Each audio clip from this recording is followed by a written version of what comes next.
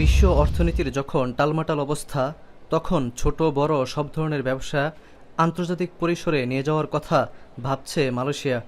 নতুন বাজার সৃষ্টির লক্ষ্যে রাজধানী কুয়ালালামপুরে বসেছে 3 দিনের গিফটস ফেয়ার।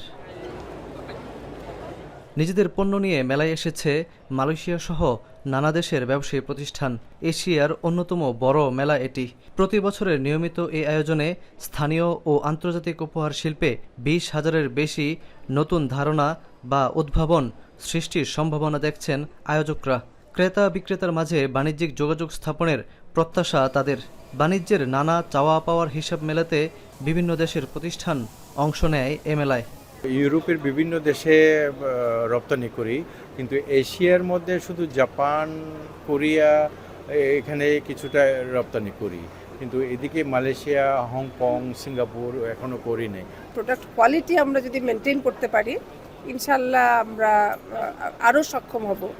আর কুয়ালালামপুরেও এসছি সেই একই প্রত্যাশা নিয়ে।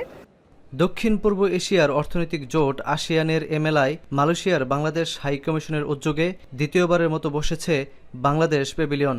সেখানে দেশীয় 6টি প্রতিষ্ঠান নিজেদের পণ্য প্রদর্শন করছে। এসব পণ্যের নানা গুরুত্বপূর্ণ দিক তুলে ধরার মাধ্যমে নতুন বাজার তৈরি মূল লক্ষ্য এসব প্রতিষ্ঠানের। দেশীয় বুথ পরিদর্শনের সময় তাদের সর্বাত্মক সহায়তার আশ্বাস দেন হাই কমিশনার। মালয়েশিয়ার সাথে আমাদের দ্বিপাক্ষিক বাণিজ্য খুবই সিগনিফিক্যান্ট, প্রায় $4 বিলিয়ন। আমাদের এখানে যে অংশগ্রহণকারী প্রতিষ্ঠানগুলো যে পণ্য বা প্রোডাক্ট নিয়ে এসেছেন, তার বিশেষত্ব হচ্ছে যে বাংলাদেশের যে নন ট্রেডিশনাল যে প্রোডাক্টসগুলো আছে, পাট এবং পাটজাত পণ্য, হ্যান্ডিক্রাফটস এবং হোম ডেকর থেকে শুরু করে বিভিন্ন রকমের পণ্য।